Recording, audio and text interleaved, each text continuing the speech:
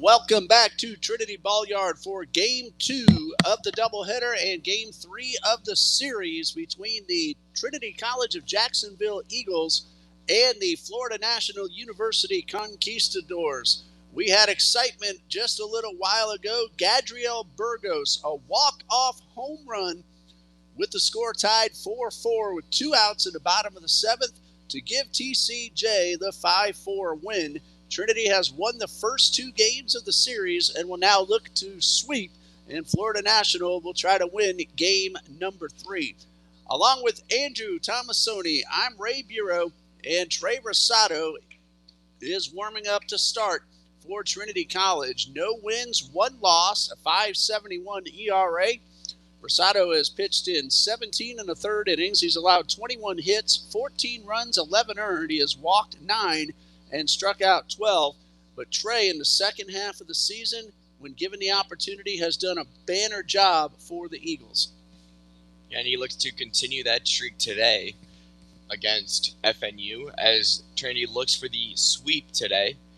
And I talked to Gadriel Burgos before this game about his walk-off and asked him, did he know it off the bat because it was a line drive?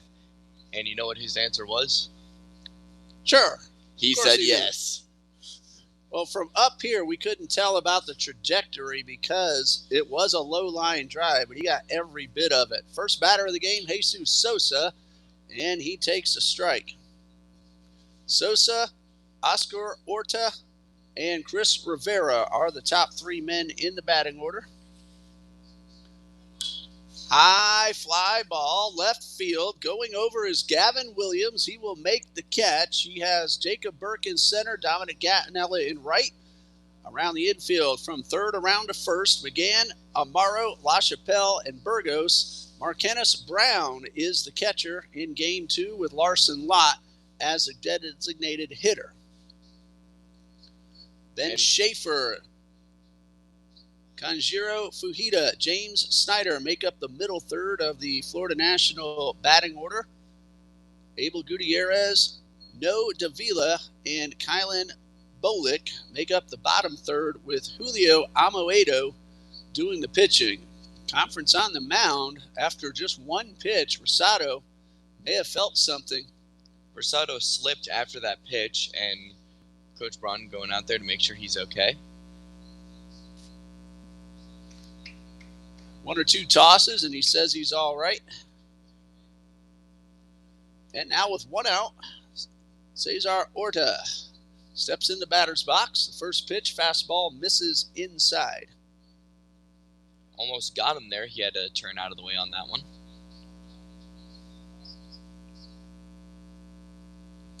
The 1-0 in there for a strike, 1-1.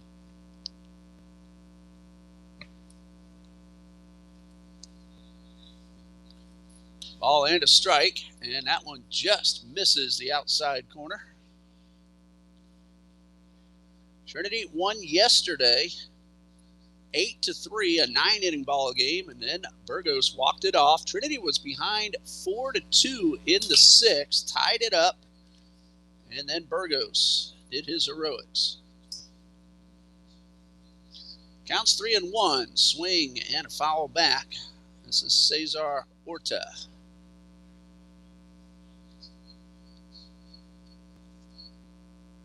The full count from Rosado, lined and caught by Amaro over there at short, and there will be 2 away. So 2 quick outs, and Chris Rivera, the designated hitter, at the plate. My mistake, Oscar Orta.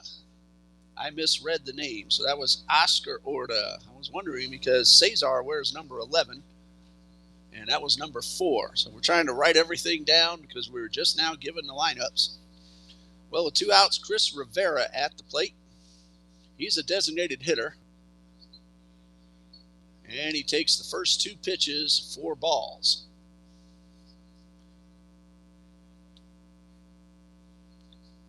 The 2-0 from Rosado in there for correction, missed for a ball, 3-0. Rivera got one at bat late in game number 1, hit a fly ball to right in the 7th inning, where Rishan Amaro had a 1-2-3 top half and ended up the winning pitcher. So 2 balls and a strike. That was his first win of the season. He's now 1-1. The 3-1 pitch blew the fastball by him, 3-2.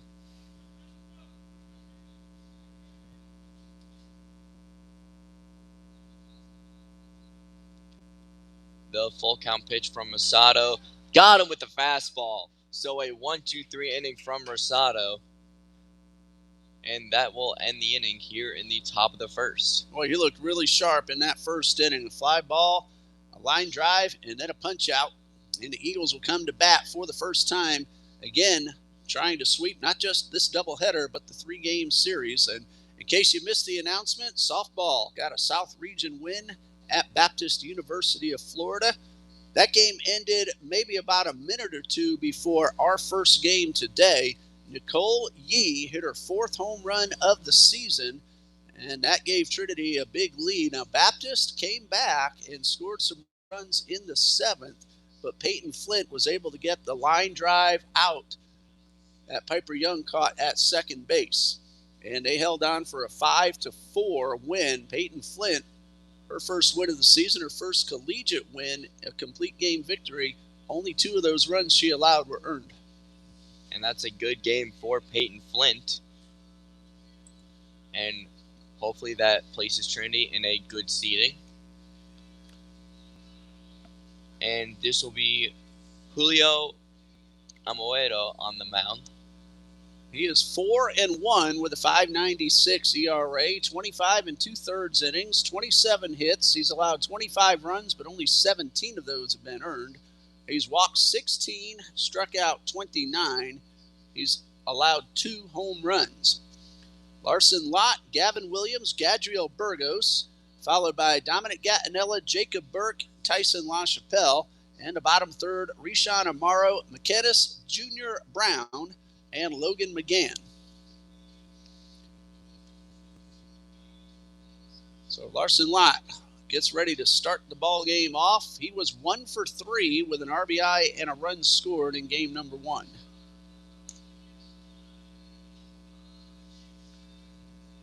Trinity has 1 home series left. Next Friday, a doubleheader starting at 4 p.m. against Payne College, and then a Saturday single game scheduled for 12 noon. Conquistadors, they're going to have a D1 exhibition for their senior night.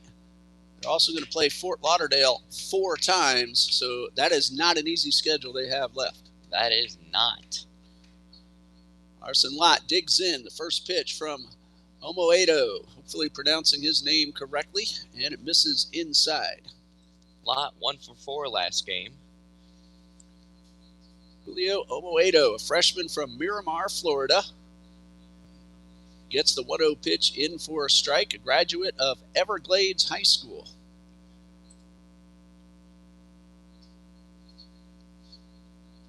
The 1-1 pitch in the dirt and skips in there for a ball, 2-1.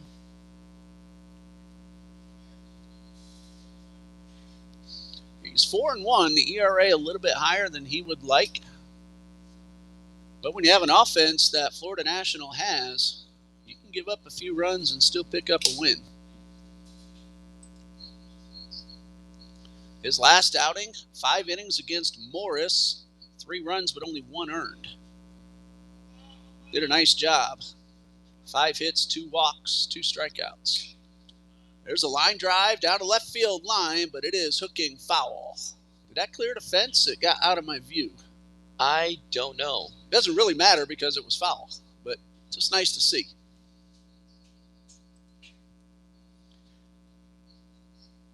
We have this wall blocking us off to our left. It obscures our view of deep in the left field corner. And it's very tough to see directly down the line. And Lott fouls one off the other way, and now he'll try to split the difference between the two, but it's a count even at 2 balls and 2 strikes.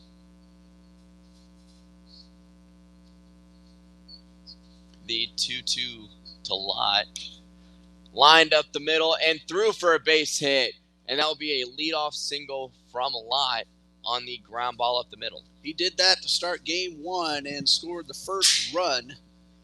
Trinity led 2-1. Then Florida National scored the next 3 runs to make it 4-2. Trinity got 2 in the bottom of the 6th to tie it up, and Adriel Burgos put a great swing on one and lined it over the right field wall. Here's Gavin Williams, 1 for 4 in the opener today. High pop-up over near the dugout.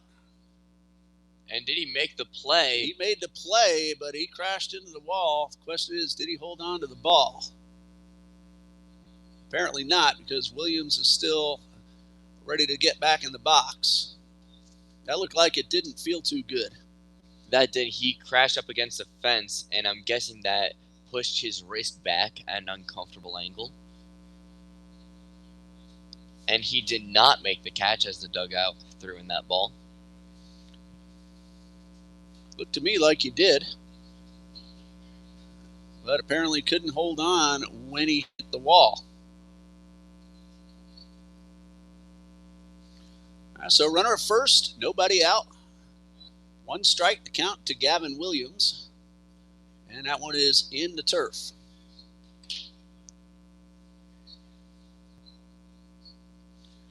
One ball, 1 strike.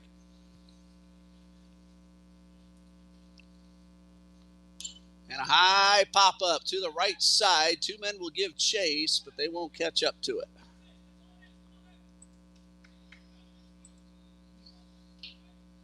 So a ball and 2 strikes to Williams.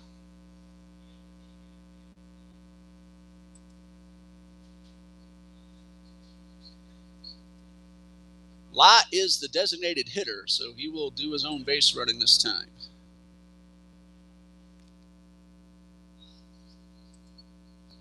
One, 2 on the way, and it's up and in.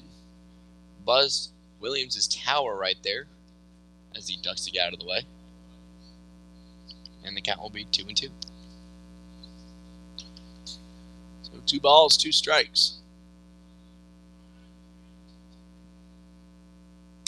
And pulled hard, foul right past Coach Broden. Now, he stuck his hand out, but very wisely pulled it back. And with his reaction, it looks like something happened in that dugout, because he had that oh dang face. A little too hot for him to handle. He had a really good glove when he played here at TCJ. Lott bluffs, and the pitch just a bit outside. 3-2. I could not have argued if he had called that one. It looked like it hit the zone from up here, but the umpire calls it a ball. 3-2. Let's see if Lott does go. No. And Gavin Williams with a foul ball. That right there was pitch number 14 already for Julio Amoedo. And he still does not have an out yet.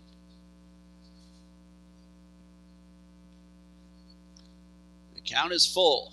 Lott, really nice lead off first. Bluffs again, and Williams takes strike 3. He thought it was ball 4, but that is out number 1.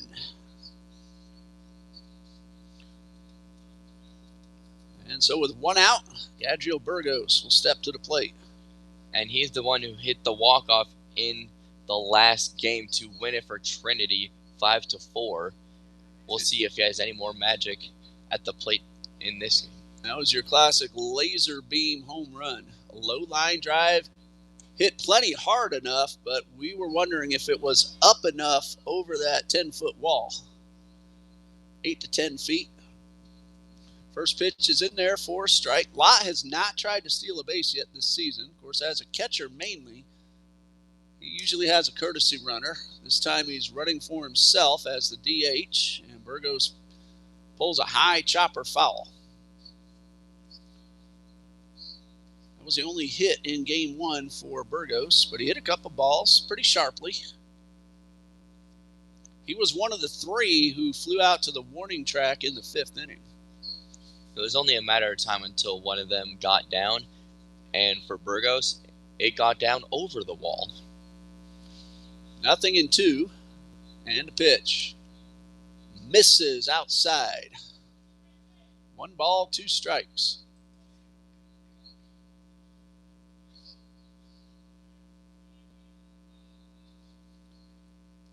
The 1-2 pitch in the dirt and blocked by Fujita, and that will be 2-2.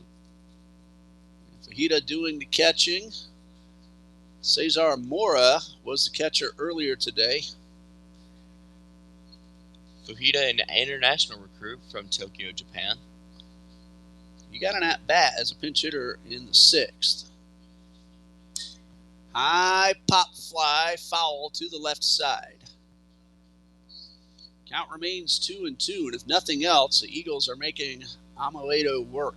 That was his 20th pitch of the inning. A high school game last night, Bishop Snyder, starting pitcher, threw 40 pitches in the first inning. There's the 2-2 pitches in the dirt, 3-2.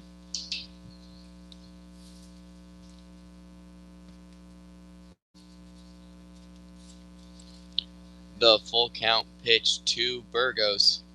Blew the fastball by him, strike 3. And that will be 2 down. Now, that young man's name is Cody Bushell, who is on his way to the University of Tennessee to do some two-way playing. He's also a phenomenal hitter. 2 years ago, he hit one into the middle of that field back there. Wow. As a pickup attempt on lot is unsuccessful.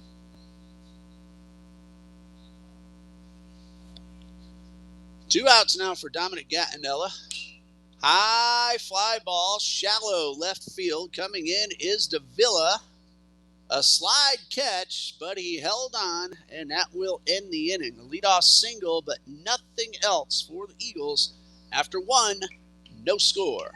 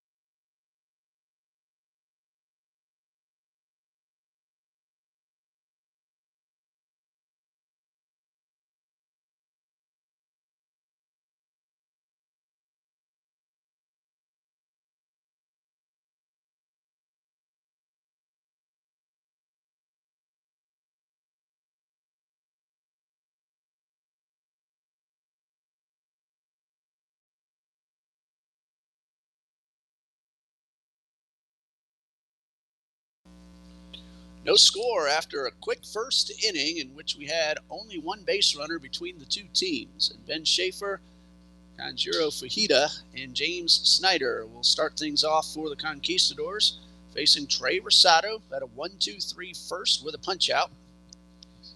Ben Schaefer, 1 for 3 in Game 1 with a double.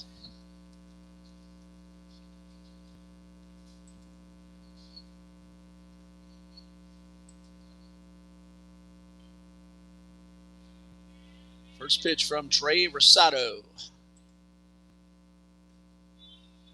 And it is outside. Schaefer came into today's play hitting .255.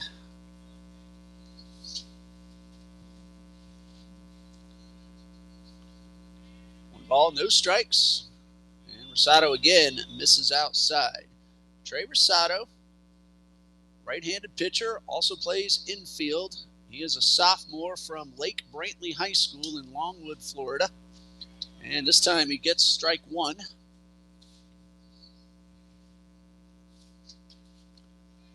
2 balls and a strike. And a pitch. Swing and a miss. Took something off it and had to hit her out in front. Now, Rosado won't blow too many people away, but as the season has progressed, he's learned to locate a lot better. High pop foul, and this one is out of play. You don't have to throw 100 to get batters out. Just have to keep them off balance and hit your spots. And one of the greats who didn't live by velocity, but instead by movement and command, Greg Maddux. Exactly what I was thinking when you started to say that. And he could strike out double figures. Full count pitch is in there for a strike, and that will be the first out of the inning as Rosado strikes out Schaefer. You know you're a good pitcher when you have a style of game named after you. A pitcher throws a complete game under 80 pitches, it's called a Maddux because he did that quite a few times in his career. He threw in the low 90s, but could just paint corners like there was no tomorrow. As the first pitch misses for a ball, 1-0. I was very sad when the Cubs let him go to Atlanta. 1-0 pitch is grounded to McGann. Fields fires in time, and that it will be 2 away. Yes, I'm old enough to remember that very well. Greg Maddux won the Cy Young as a Cub in 1992, and then manager Don Zimmer was just let go by the Cubs, and he said, "You'd better sign this young man long term," and they said, "No, this season was just a fluke." I think Zimmer was right. He definitely was. James Snyder, the right fielder, 2 outs and the base is empty, and this one is outside. And one of my favorite baseball jokes is, I hired Greg Maddux to paint my house, but he only painted the corners. Yeah, that's a good one. I've heard that. Little bouncer towards second. LaChapelle, nice easy flip. And another 1-2-3 inning for Trey Rosado. He's retired the first 6 men in the batting order. And the Eagles will come to bat in a scoreless tie in the bottom of the second.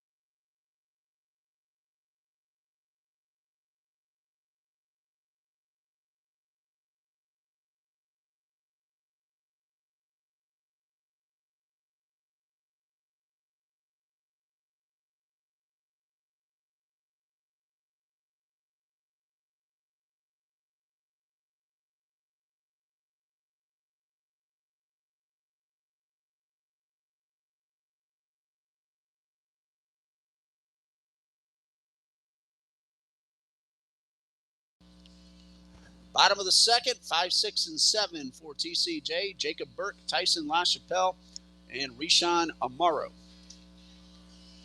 Well, Amoedo allowed a leadoff single, but nothing else. He got a couple of strikeouts in the inning. Jacob Burke will lead it off. He walked and scored the tying run in the 6th inning. Gattinella led off the inning with a walk. Both of them scored. So free bases usually lead to trouble for the pitcher. 3 of the 4 Conquistador runs were free bases. High pop-up. Headed toward the line. And it's going to be caught on a great sliding catch by James Snyder. I don't know if the stream could see it, but he was running pretty much even with where the left fielder would usually play, but in foul territory, and made the sliding catch over his shoulder for the out. That should make highlight reels. Fantastic catch by Snyder. I did not think he was going to get there, much less make the catch. He proved me wrong on both ends for an incredible play to get the first out of the inning. Brings up Tyson LaChapelle, ball 1. He walked twice and struck out in game 1. Line drive, base hit. LaChapelle, who hit around 400 last year, has himself a knock with 1 away. Brings up Rishawn Amaro, whose RBI single in the 6th tied the score at 4-4. And the person who made the play over his shoulder was Abel Gutierrez, the third baseman. Ground ball into right field. That is a base hit. LaChapelle coming around for a third. The throw, not in time. Third baseman didn't cover the bag as Amaro heads up base running, takes second, and catches FNU napping. That'll be an error on the right fielder for the throw that allows Amaro to advance. You are correct. That was Gutierrez. I read the number wrong. Snyder's in right field. If he made that catch, play of the year, play of the century. They would have needed Flash out there to make that play if he was in right field. Marquennis Brown gets his first at-bat of the series. 209, he has a homer, 8 RBIs. He's had a few balls caught at the fence, both home and away. He can get hold of it.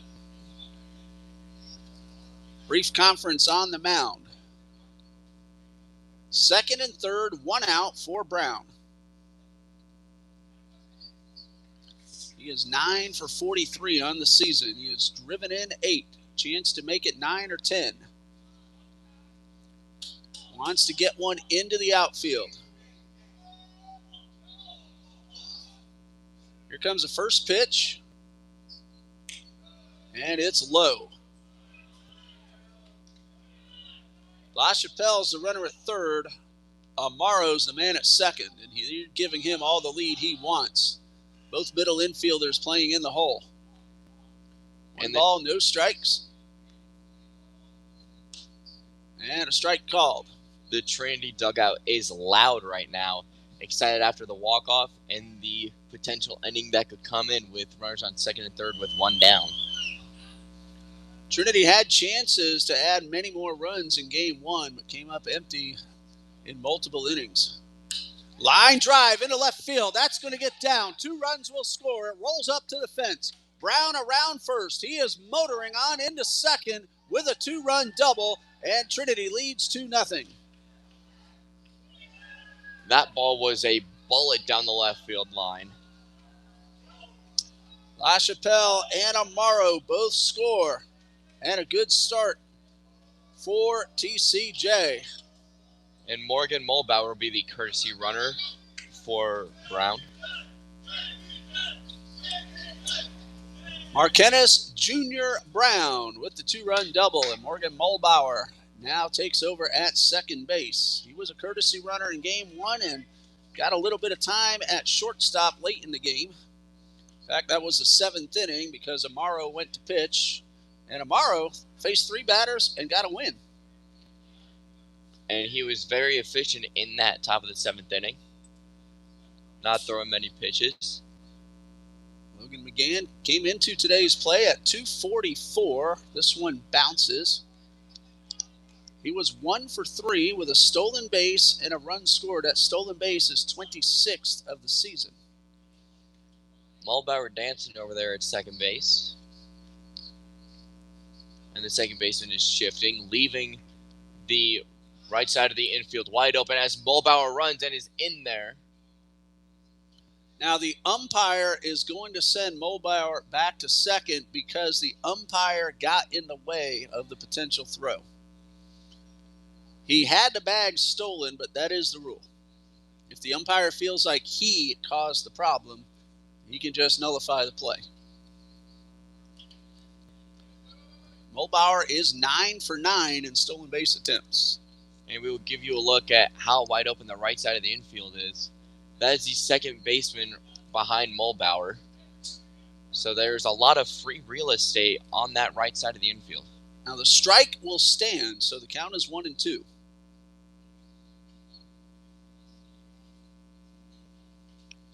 And the 1-2. There's a line drive back to the box. It is caught. The throw will not be made. Logan McGann with a base hit. And Amoedo, be grateful that he got a glove on it and didn't hit him flush, but Coach Strong wants to make sure. That was a bullet right back at Amoedo. And hopefully he is okay. It didn't appear to hit him in the head or anything like that, especially with how much the ball died. But hopefully he's not shaken up. Well, I backed up the YouTube monitor there, and I saw that he got the glove up just in time.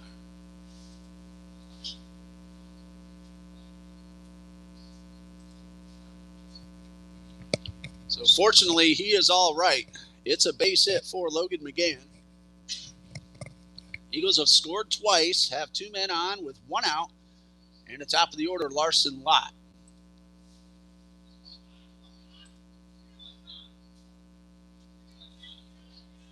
Julio Amoedo.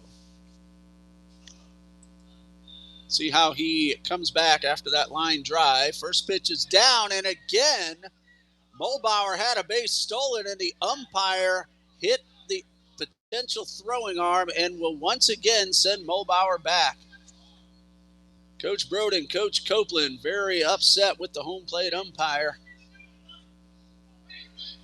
Mulbauer right now is still standing at third. Coach Copeland, the head coach, comes out to take the argument. That is twice that the home plate umpire has blocked the throw of the catcher and sent the runner back.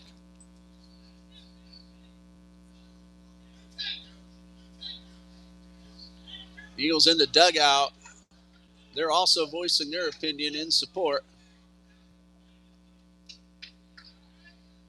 Coach Copeland had his say, but Mulbauer is going to go back to second for the second time.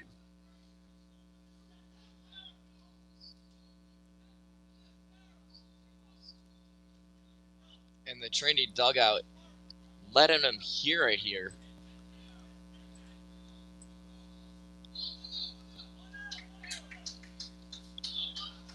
And that pitch will be a ball, so a 1-0 count. 1 ball, no strikes. High pop up. Foul territory. Schaefer will make the catch. And there are 2 away. And Mulbauer faked like he was going to third, try to entice a throw.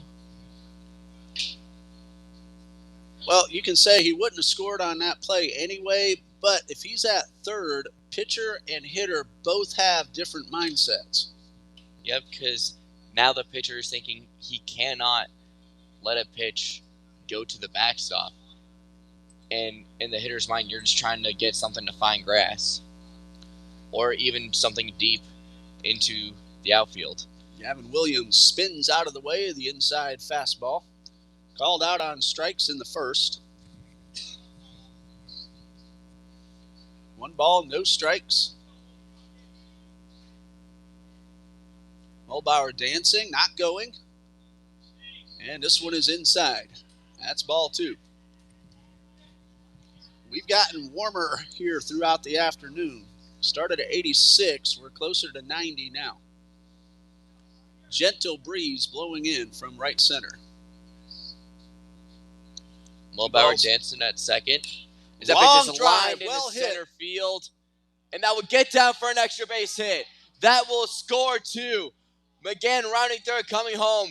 And Williams with a 2-run double to extend the Trinity lead to 4-0 here in the bottom of the second.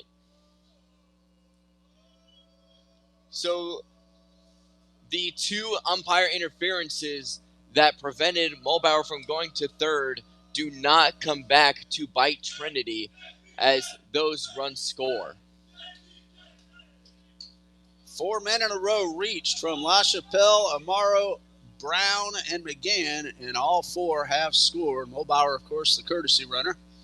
This one is in the dirt to Burgos, who struck out swinging in the first.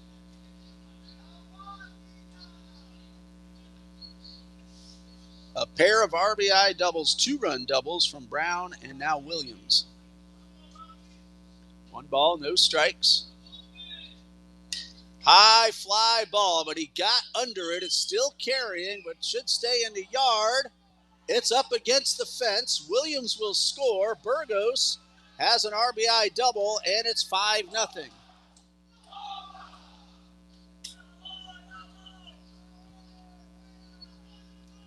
So with 2 outs, back-to-back doubles. And Trinity is now batted around because Gattinella is the 9th man of the inning.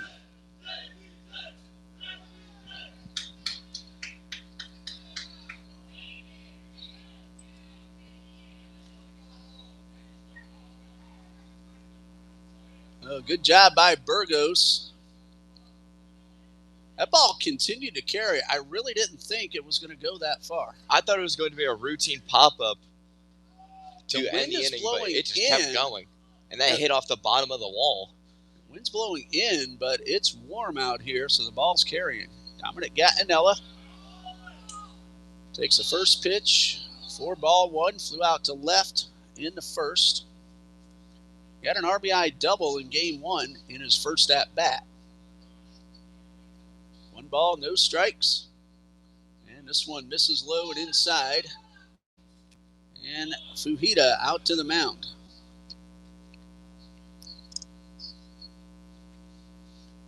Very good inning for Trinity College of Jacksonville. 5 runs, still a chance to add more.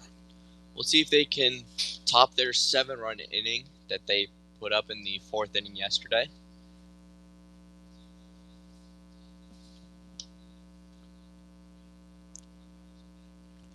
They have 6 total hits.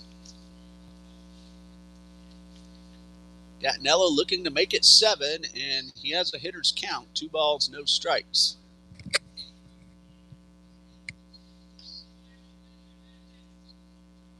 The 2-0 pitch to Gattinella. Grounded to the third. Attempts to tag Burgos, but he is out of the baseline, and that will be the end of the inning. He got the tag on the back of Burgos, so either way, it is out number 3. But a big inning for Trinity College of Jacksonville. 5 runs on 5 hits. And after 2, Trinity 5, Florida National nothing.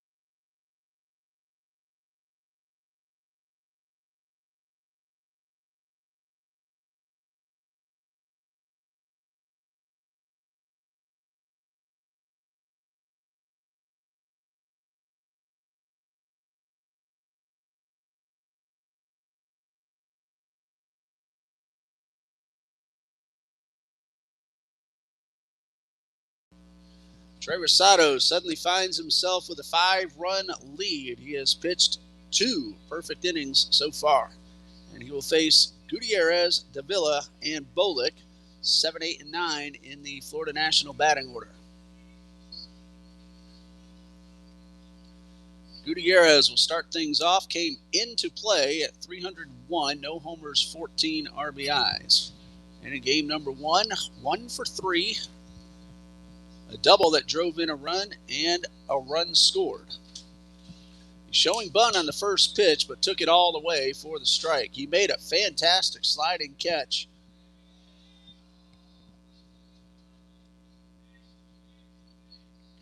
That was at the start of the 2nd inning. The first batter, Jacob Burke.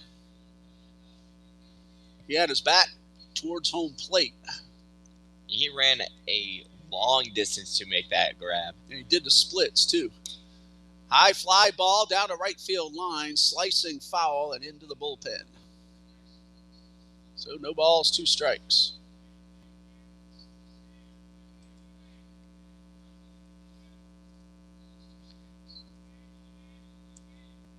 So the 0-2 pitch from Rosado kicks, deals, blew the fastball by him, strike 3.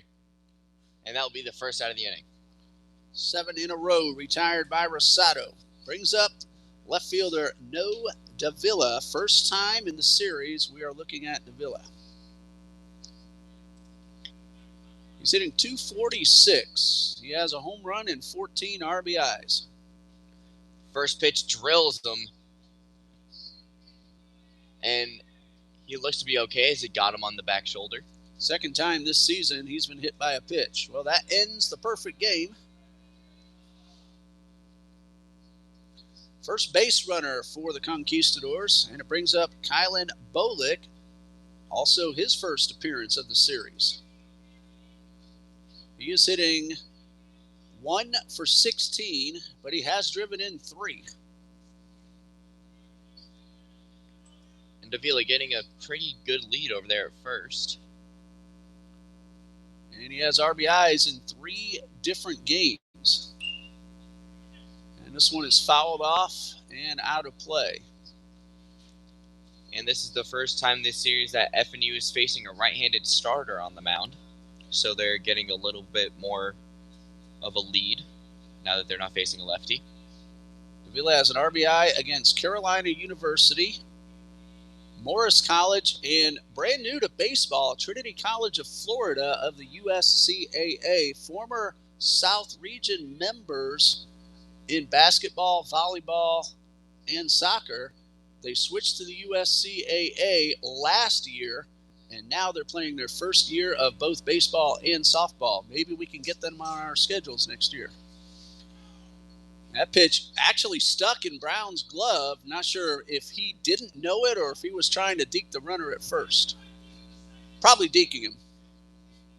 Yeah, we can go with that. Based on what we just heard from the dugout, that was an attempt at a deke. Well, Brown shaking his head. There's a ground ball to third. McGann will throw to second for 1. The relay throw should not have been made, and a great pick by Burgos on the dive. They do get the lead runner. Now they're saying to tag the runner in case he missed the base, but by the time Rosado and Burgos had heard it, Davila had gotten back, and probably moot anyway, but it is a fielder's choice, 5-4. 2 outs with the runner at first and Jesus Sosa at the plate. Started the ball game with a well-hit ball down a left field line that Williams ran down and caught. And this one misses a little bit low and outside.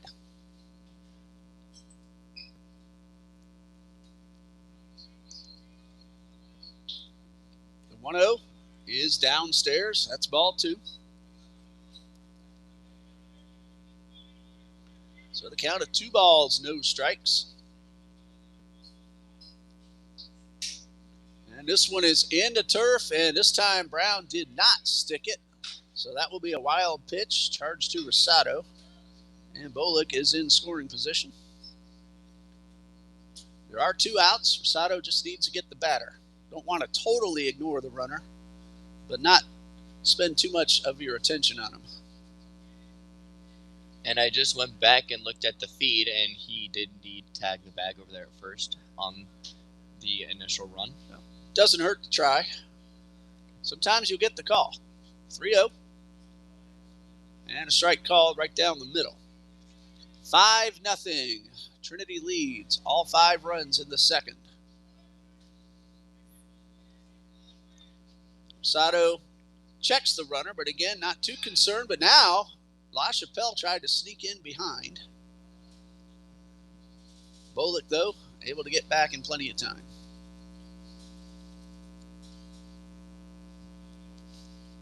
LaChapelle's been forced to play second base of late. Not a lot of experience there, but he's getting better and better. Swing and a miss. 3 balls, 2 strikes. LaChapelle normally a first baseman. But, you know, these guys, they grow up playing travel ball, and they'll play many positions before they settle in on one or two. Here's a payoff. Misses low and outside. So 2 men aboard with 2 men out. First walk allowed by Trey Rosado. Brings up Oscar Orta, who lined to second his first time up.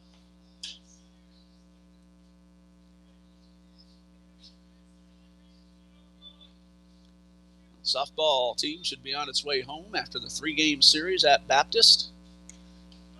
And they still have 2 tough ones. They're going to play 2 NCAA Division IIs as they're going to Albany State University on Tuesday and Fort Valley State on Wednesday. Oof. That is a tough schedule. That's a tough way to end the regular season. Now, Piper Young beat them both last year right about the same time. Huh. So she'll be looking to continue that trend? Yes. She got to win over both those teams. They're pretty close together in North Georgia, so usually it'll stop at both places.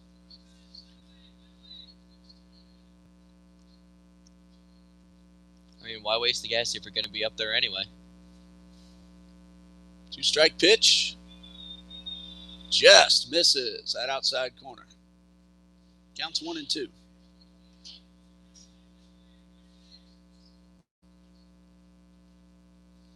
A ball and 2 strikes. This one bounces, and Brown was able to get his body in front of the ball and keep the runners at bay. A good stop by Brown. That was not easy. Short hops are a lot easier. Those long hops, you don't really have much of an angle on some of them. And you don't know which way that ball is going to spin off the turf as well. 2-2 is fouled back.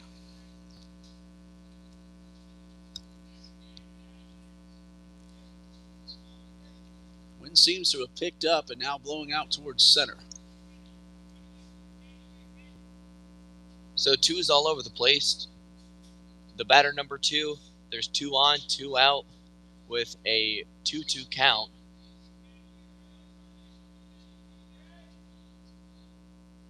And the 2-2. High, 3-2. That breaks that streak of 2s. And that also lets both runners take off.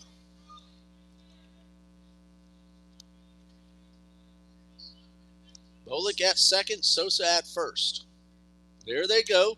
High fly ball, well hit, right field. Gattinella back at the track, makes the catch right in front of 355. So that will be the end of the inning for Trinity as they go into the bottom of the third with a 5-0 lead.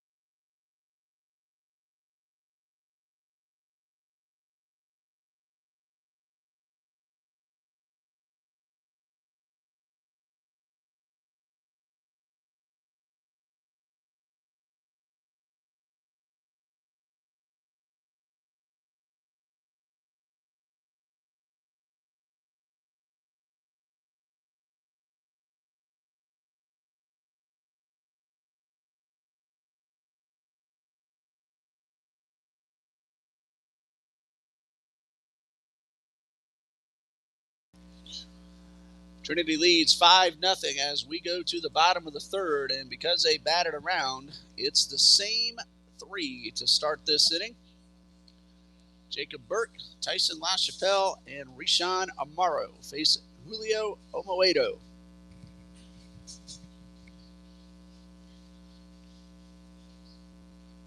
He will finish up his tosses. The throw down to second means we're ready to start the bottom half of the third.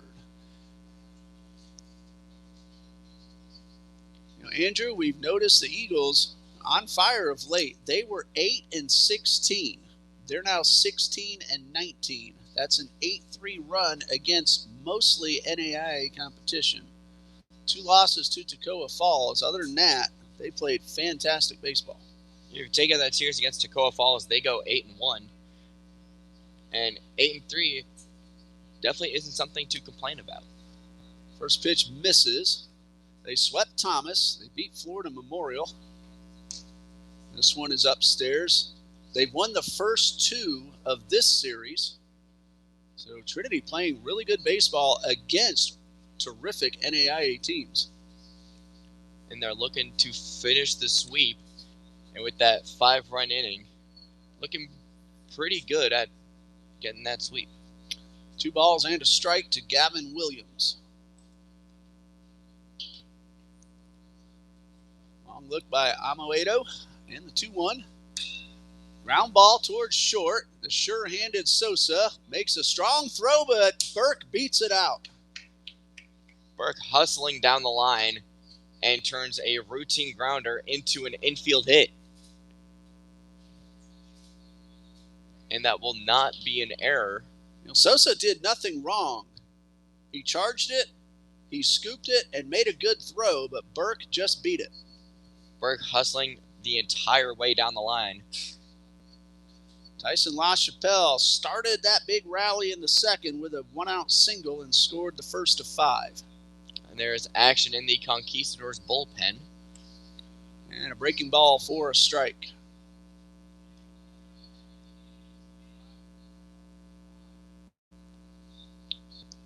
And again, without the numbers on the front of the jersey, it's difficult to see who that is. The 0-2 LaChapelle. Pitches a strike, throw down, not in time. Burke steals second and will advance to third on the throwing error by Fujita, as there will be a runner at third now with nobody down.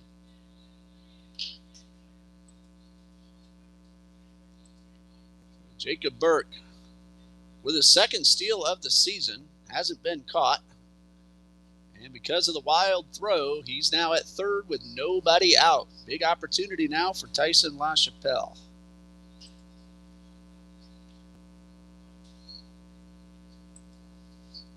2 strikes to count. And that one misses upstairs. And I like the way LaChapelle, with only 1 strike, saw a slow curve coming, knew that Burke was going to get the bag. Because he had to throw beaten, wild or not. And with him taking that allowed Burke to get to third. As curveball swung on and missed in the dirt, the tag attempt is missed, but the throw down is in time, and there will be 1 down. Amoedo did the right thing. Saw the catcher coming out of the batter's circle and rushed to the plate just in case Burke had some thoughts of going home. Yeah, if Amoedo did not cover that plate, I can almost assure you that Burke would have taken off. So 1 out for Rishan Amaro, who singled and scored in the second. And that one bounces in the dirt. In the dirt off Fujita and then off Amaro. And if that ball doesn't hit Amaro, Burke definitely scores.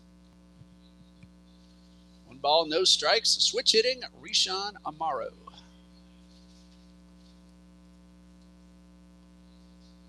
He is from Deltona, Florida.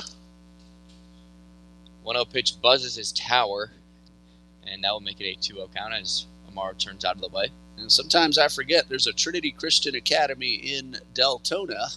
So when I see that listed, my first thought is, wait, I never saw him, but that's the other one. There are a bunch of Trinity Christian Academies all over the country, though. Yep. 3 balls, no strikes to Amaro.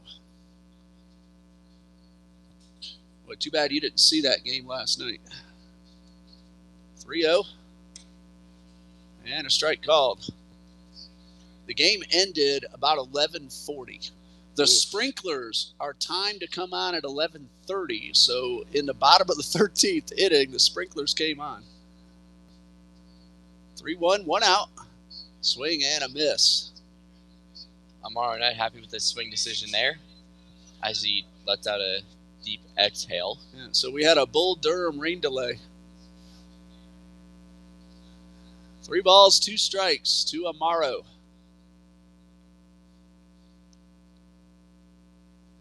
1 out with the runner at third. Big pitch for Julio Amoedo.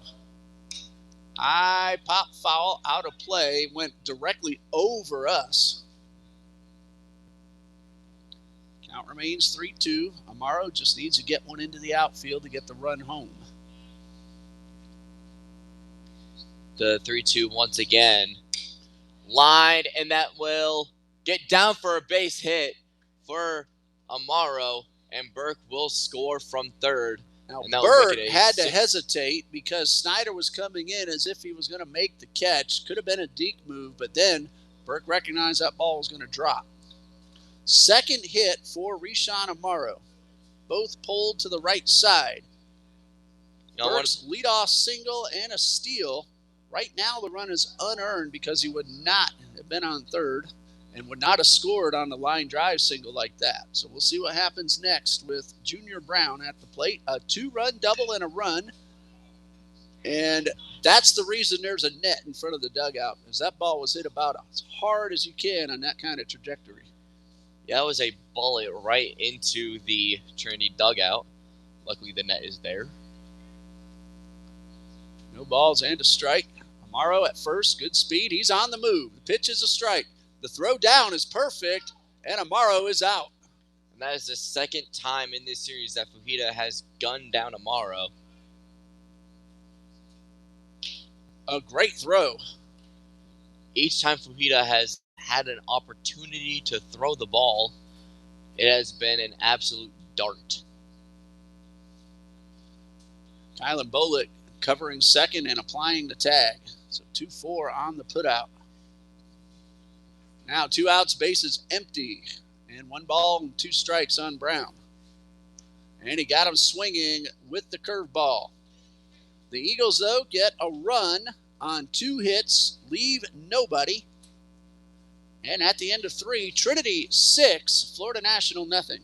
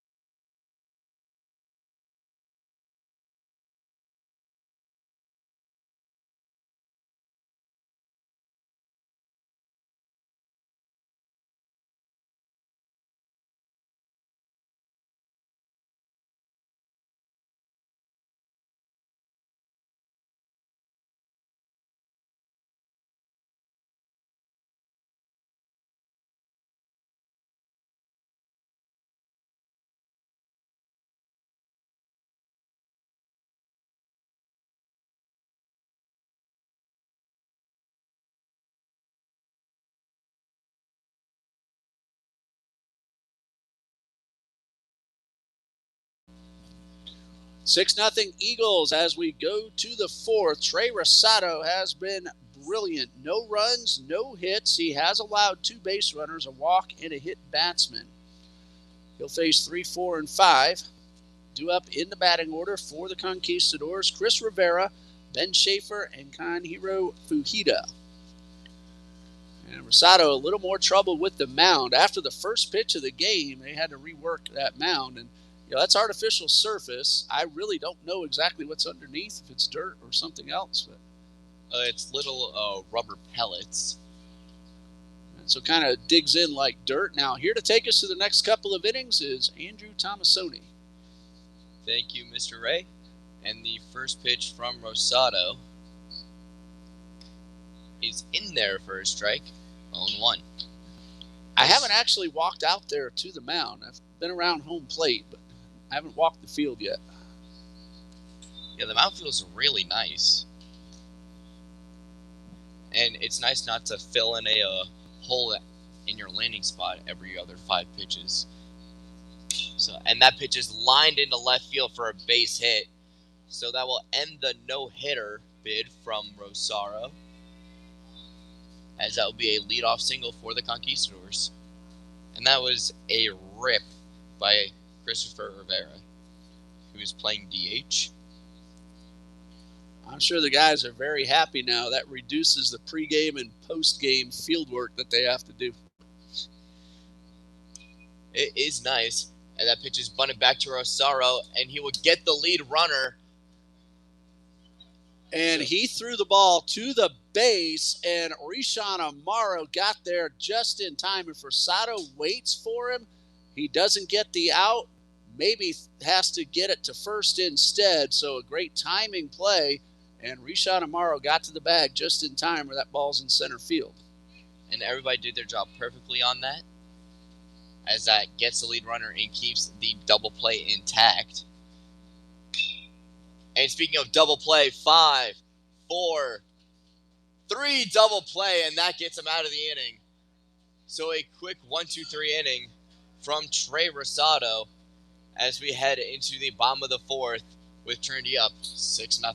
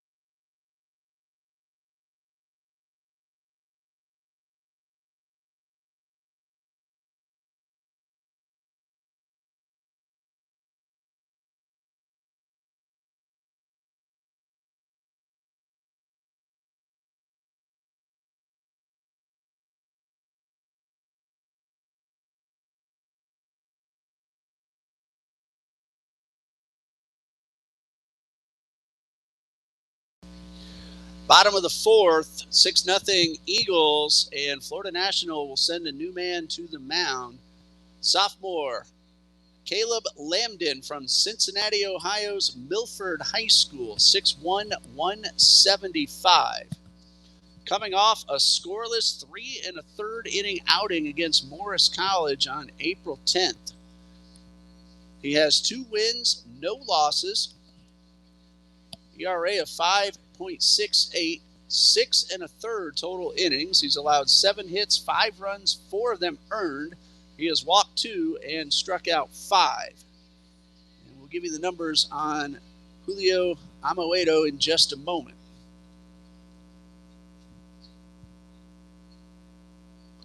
Here's the first pitch to Logan McGann, and it's in there for a strike. And even though there is a new pitcher in the game, there is action in the Conquistadors bullpen.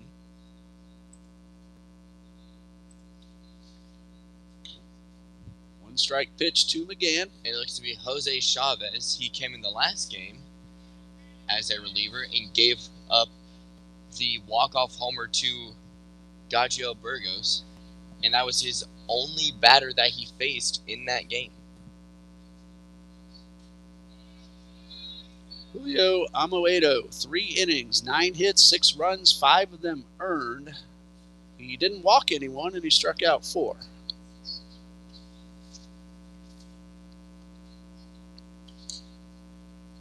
The 1-2 pitch misses low for a ball, 2-2.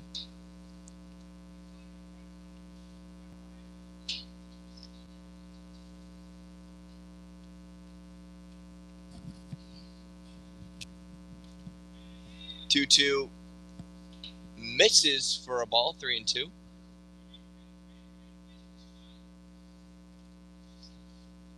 Good at bat by McGann. New pitcher, and he runs the count full. Makes him throw a few pitches. Full count. Outside, ball 4. So McGann works a walk to start the inning. And now, between games, I let Logan know that he's up to 26 steals. I said, how many are you going for? He says, I'm going for 40. Well, he needs 14 more. There are only 3 regular season games left, then the tournament. So he's going to have to get on base and take off quite a bit. 30, very much in reach.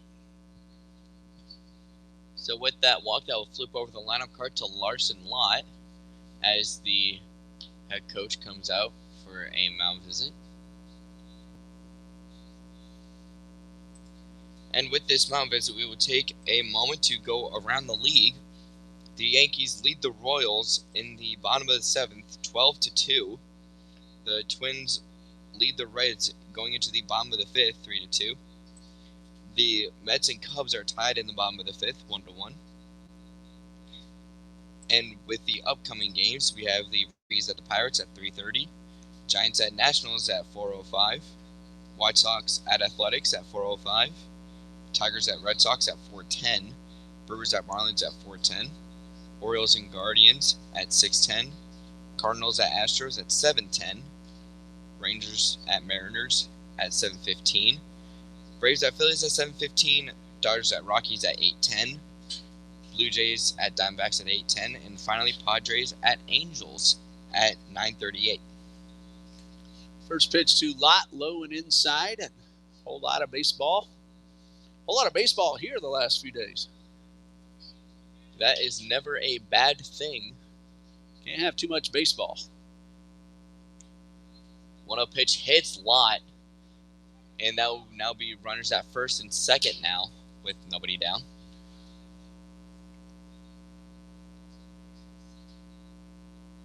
Larson Lott, he gets hit quite a bit. That is his 13th time getting hit by a pitch this season.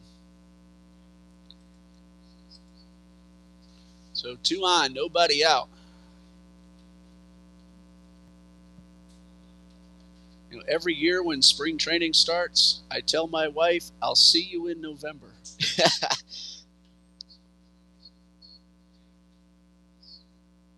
Gavin Williams digs in and takes the first pitch for a strike.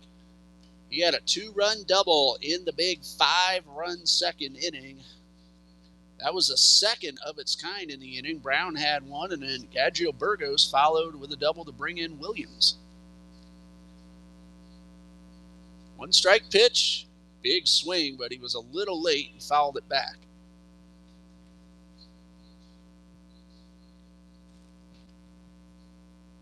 And in the Angels game tonight, they will all be wearing special patches with GA. Oh, man. Unbelievable. 1972 through 2026 to honor Garrett Anderson, who passed away last night. Runners as there's going. A rip from Gavin Williams, and that will score McGann from second, who was taking off on the pitch. So that will extend Trinity's lead to 7-0. Third RBI for Gavin Williams, and he hit that ball so hard right at Logan McGann, who had to duck to keep from getting hit. And that will be the end of the road for Caleb Lambden as UNF goes to the bullpen. So that leadoff walk, followed by a hit batsman, and then cashed in one of those did Gavin Williams, his second hit, his third RBI. And we have a new man coming in for Florida National. And we said it before, the Eagles, they tend to take advantage of base runners given to them. A walk and a hit batsman, but other teams against the Eagles have done the same thing all season long. So these free base runners, they typically turn into trouble.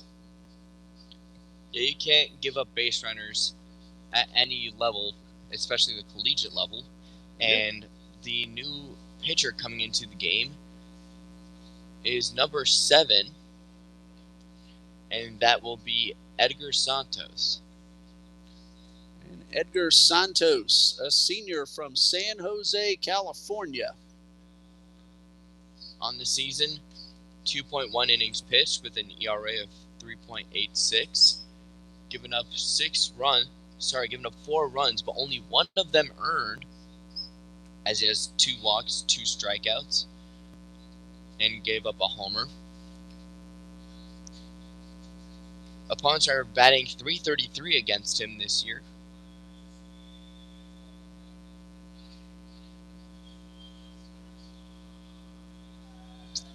Caleb Lambden faced 3 batters, did not get an out, allowed a run, and he's responsible for the 2 men on base.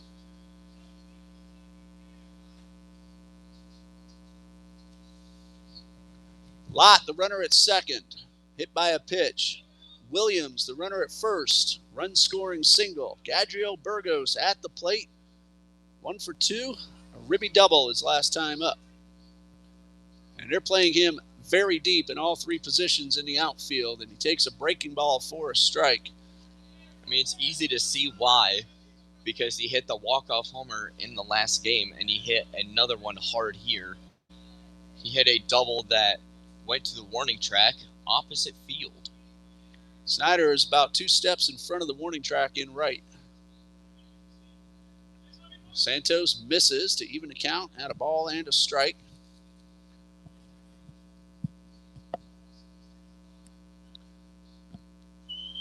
One run in, 2 men on, nobody out. Santos from the stretch. And he bounces this one, but it does not get away from Fujita. And Larson Lott, being a catcher himself, he knows what to look for. 2 balls and a strike. Santos, a long look in. Burgos ahead in the count. Here's the pitch, and it misses up and away. That's ball 3. 3 balls and a strike. Eagles are primed for a big inning like they had in the second. All 4 is outside. The bases are loaded with nobody out. Now bring up Dominic Gattinella to the dish. He's 0 for 2 on the day. Lott will go to third, Williams to second, and Burgos at first. Gattinella's hit the ball hard twice, both caught.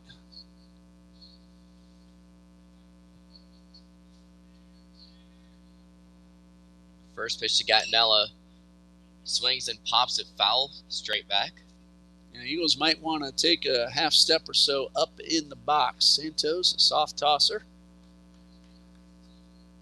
But those soft tossers, they tend to keep hitters off balance, especially after facing heat. Hitters today are geared towards velocity, so when you bring in somebody who's way slower than what they're used to, that can mess up with their timing.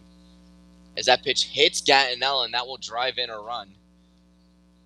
And that will make it a 8-0 Trinity lead. That's an RBI for Dominic Gattinella. Luckily, there's not a flamethrower on the mound, so that one doesn't hurt. That's his 23rd ribby of the season. Lott scores. Williams advances to third. Burgos to second. And Jacob Burke at the plate.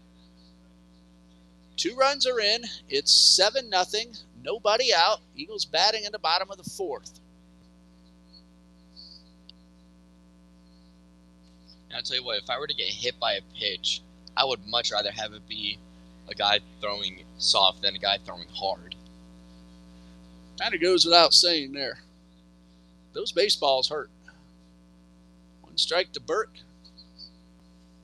And that one is outside. The catcher for Bishop Snyder last night caught 13 innings.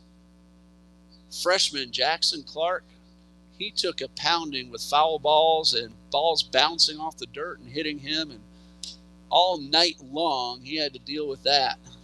Even with the catcher's gear on, it doesn't feel that good. Yeah, that gear can only help so much. 2 balls and a strike. Hit hard at third. They're going to come home. They're going to get the force. There will be no throw. Oh, he will be safe he is as going to he be was called not on safe. the plate. That's going to go as a fielder's choice for Burke. No RBI and an error on the third baseman for the throw that pulled the catcher off. So that will make it a 9-0 Trinity lead here in the bottom of the fourth. Gavin Williams scores. High fly ball, center field, should score a run. Catch is made. Here comes Burgos. Here comes the throw. It's high. He is in safely. That is a sacrifice fly for Tyson LaChapelle. It is 10-0. Also on the play, Gattinella advances to third. Burke held up at first. So that makes it 10-0 now in the bottom of the fourth, with Trinity threatening to add even more here.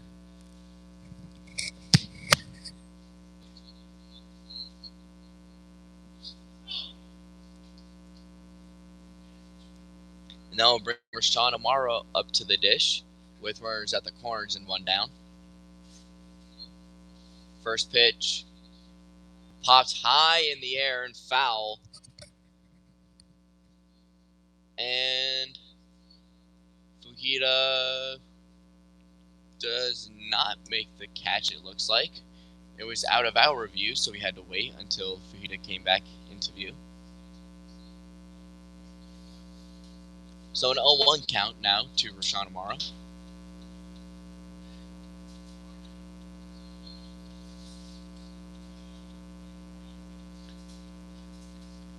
The 0-1, Santos gets set. Deals, runner going, no throw. So that pitch was a strike, and it is now an 0-2 count to Amaro. As there's runners at second and third now with 1 down. Stolen base number 2 on the season for Jacob Burke. Pitch is grounded to the second baseman. There will be in time at first, but Gattinella scores from third, and that will make it 11-0. RBI for Rashawn Amaro. And that will be Trinity's second 5-run inning of the game. Okay.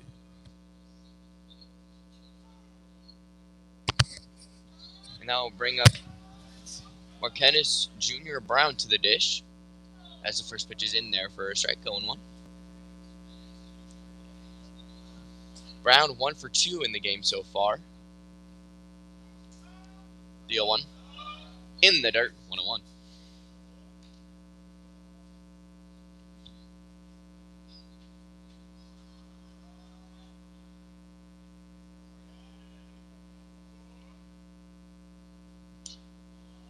Brown hit a double in his. Sorry, that one hit is a double. That one there did not feel good at all. Kenjiro Fujita.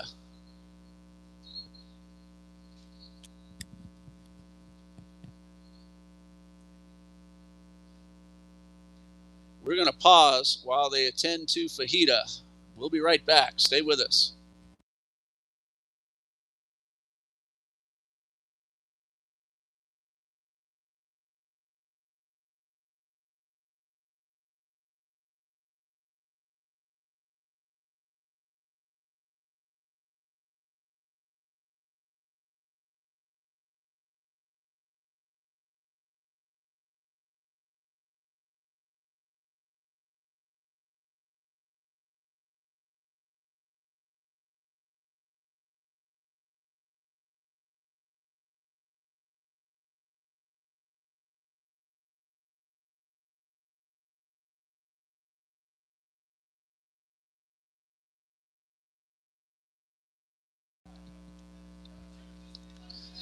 Fajita's okay. He laughs it off.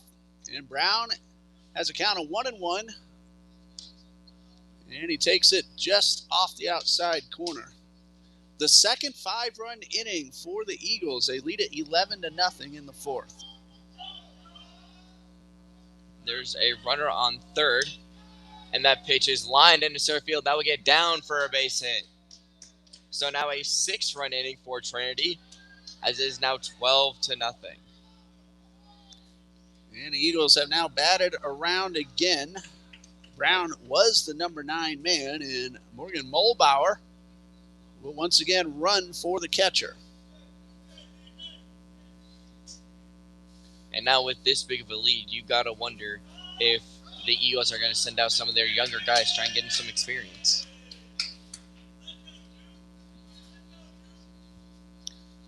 Logan McGann lines one down to right field line. That is going to slice foul. Mulbauer doesn't realize it yet. He was still motoring around, and Coach Broden told him, slow down, young man, and head back to first.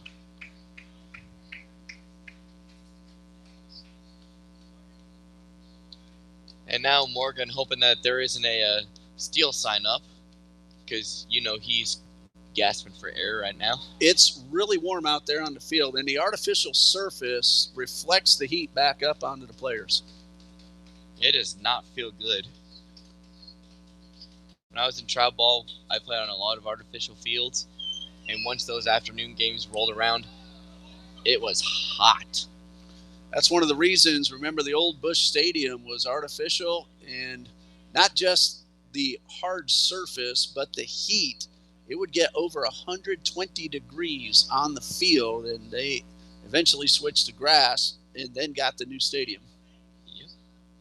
I've been there. It's gorgeous. Busch Stadium. 0-2 pitch misses high, 1-2. I was there when it opened in 2006, watching the Cubs. Last place that year, but they won that game I went to, and Aramis Ramirez hit a grand slam. Nice. 1-2 pitch, fouled off. McGann stays alive. And the day before, we went up into the St. Louis Arc, and my son Dean was 6 years old, and he could fit right up where the windows are, and he got us some great pictures of Busch Stadium from the Arc. All of those have got to be beautiful.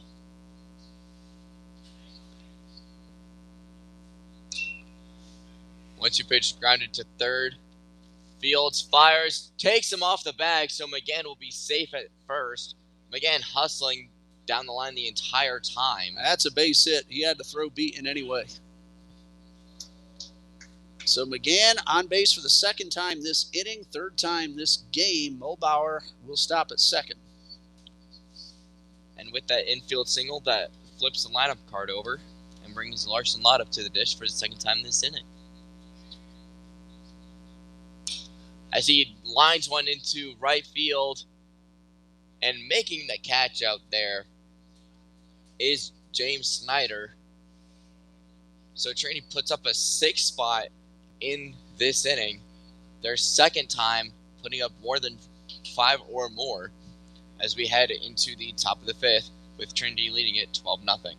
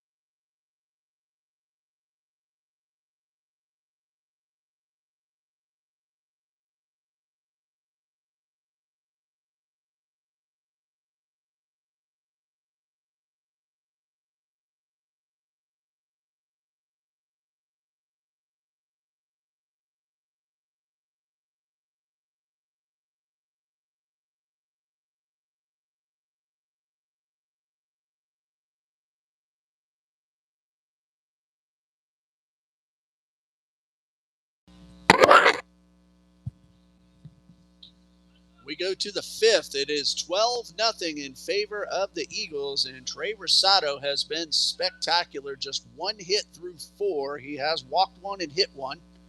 He has struck out three, and he'll start inning number 5. He's already qualified for the win, going 4 innings in a 7-inning game. James Snyder, the right fielder, nothing out of 1. And a good swing, and he fouled it off. Barring changes, Snyder, Gutierrez, Davila. If anyone gets on Bolick, then the top of the order. Sato, 1-strike pitch, changeup, right over the heart of the plate. Snyder looked like he was ready to hit a fastball, but the ball took a long time to get there. 2-strike pitch, misses up and away.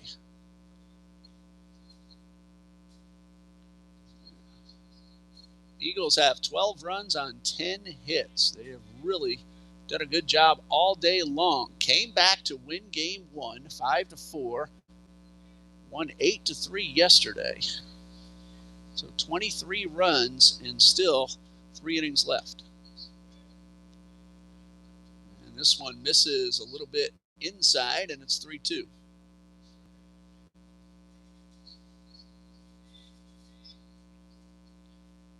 Rosado kick steals the full count, misses low, and that'll be a leadoff walk. That's what you don't want to do after your team just got you another big rally. Don't give them any momentum. The pitching has been really good for the Eagles, but we said it many times. Florida National can hit and they can score. And there's some action in the Conquistadors bullpen as a righty starts to get loose.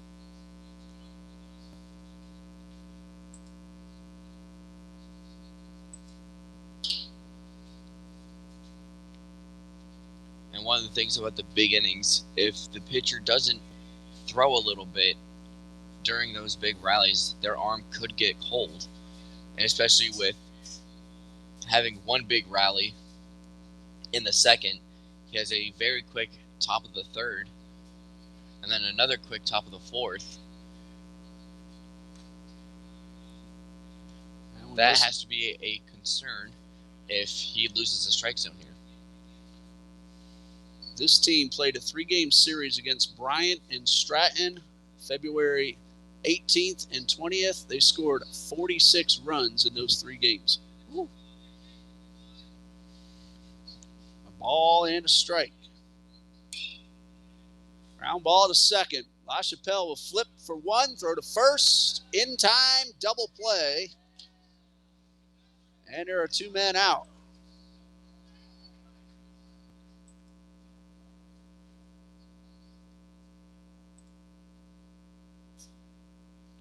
That was Dwayne Dabian, whom we did not notice was batting for Abel Gutierrez.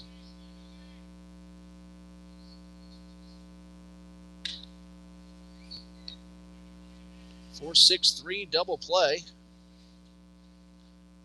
2 outs.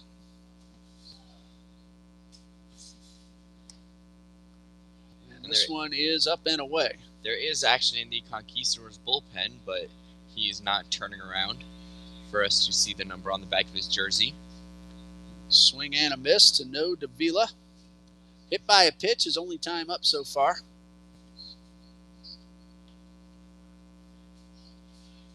One-two pitch from Rosado in the dirt, 2-2.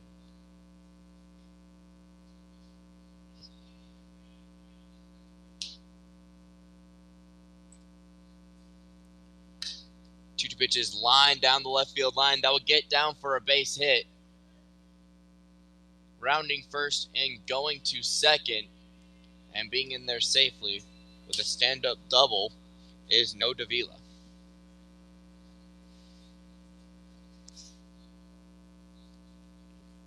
So that'll be a 2-out double for No Davila as the Conquistadors have their first runner in scoring position of the game.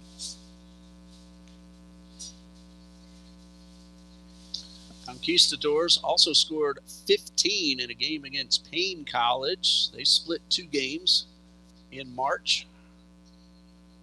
Payne will be here next Friday and Saturday, and that will do it for the regular season for TCJ. Kylan Bolek, fielder's choice his first time up. Takes one low and outside.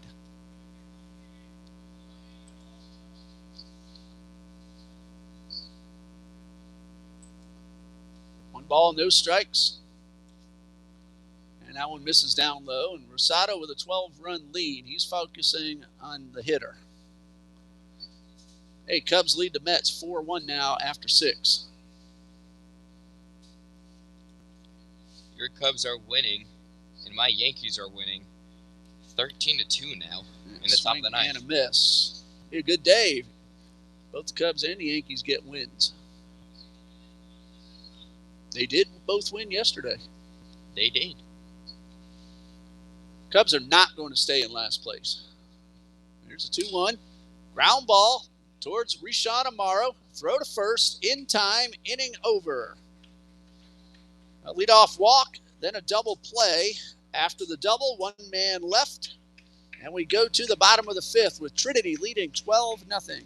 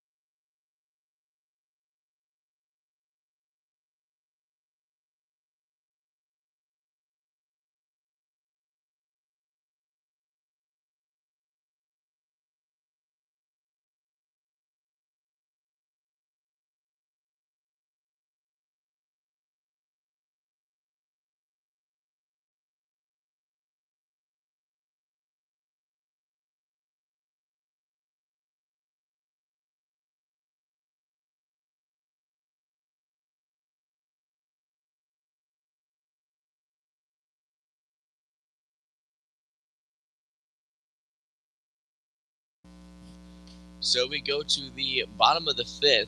Trinity leading it 12-0 here. And the new pitcher on the mound is Scott Hiller. He has 4 innings pitched with a 2.25 ERA. 1 run and only one run given up, and that run is earned. 6 walks, 4 strikeouts, and double given up. Opponents are only batting .071 against him. So he has that working to his credit. He pitched 2 scoreless innings against Florida Memorial. 1 2/3 scoreless against Fisher. So he's had a couple of pretty good outings. And he will face Gavin Williams, Gadriel Burgos, and Dominic Gattinella, barring any changes. Gavin Williams digs in. And a pitch is inside, almost got the batter, and it got the umpire. So he's going to take a moment to regroup.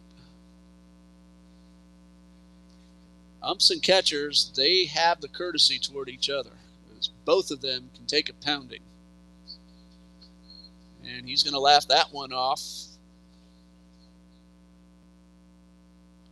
I played 5 games as a catcher. I umpired a lot of youth ball league games. And take a beating back there. Yeah, and that destroys your knees, being both an umpire and a catcher. There's no way I could do it now.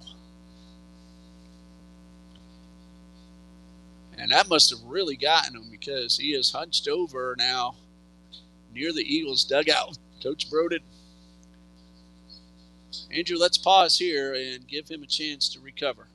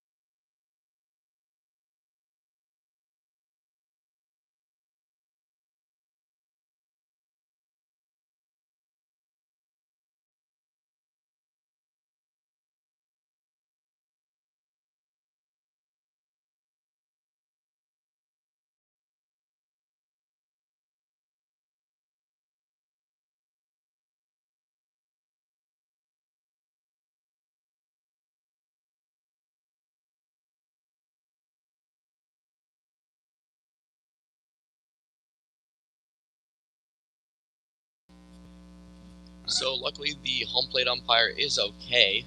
He wrapped up his left forearm, as you can see there. And we took a minute just to make sure he was okay. As the 1-0 pitch to Williams is cut on and missed, 0-1. Scott Hiller, remember, took over for Edgar Santos to start the inning, and that was the first pitch of the inning he threw. And then he comes back and gets a swinging strike. As the 1-1 pitch is high, 2-1. So Trinity leads it 12-0 here in the bottom of the fifth. Gavin Williams is 2 for 3 with 3 RBIs and 2 runs. 2-1 pitch in there for a strike, 2-2. The box score for Trinity looks like this: 0 in the first, 5 in the second, 1 in the third, 6 in the fourth, and we have just started the bottom of the fifth, so there's no out and also no runs scored. Tell you, that is a tough gentleman back there behind the plate. He wrapped it up, the left forearm. I'm glad he's all right, but I really hope he gets it checked out from his doctor. Yeah, it looked gnarly in person, and it immediately swelled up, and it did not look good. That pitch slipped out of Hiller's hands and hit that back wall, bounced right back to the catcher, Fajita. So we will go over Hiller's stats again. 4 innings pitched with a 2.25 ERA. 1 run, and that run is earned. And that goes along with 6 walks, 4 strikeouts. He's given up a double in 20 batters faced, but opponents are only batting .071 against him. So walks have been the story so far for him. As we see another walk there that he's given up. So that will be the leadoff runner on via the walk, and that will bring up Gabriel Burgos to the plate. Hit the walk-off homer in the last game to propel Trinity to a victory, 5-4. And we will see what he has in store for us here. Well, he has a 2-run. Try it again, an RBI double. He's also walked and scored a run.